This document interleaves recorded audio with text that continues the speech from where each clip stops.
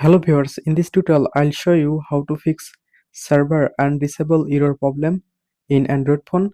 So let's see how to fix this problem.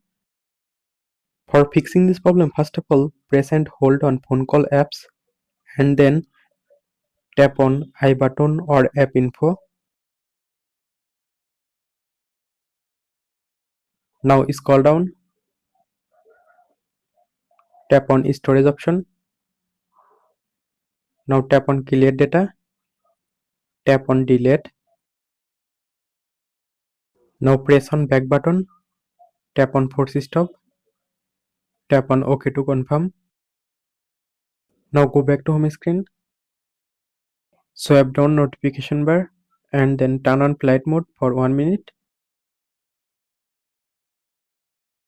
After 1 minute, turn off flight mode.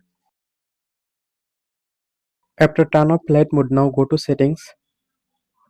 Go to settings. Tap on search settings.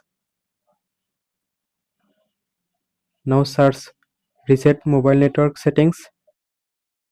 Now tap on reset mobile network settings and then reset your mobile network settings. After reset your mobile network settings, now press and hold on power button and then restart your phone.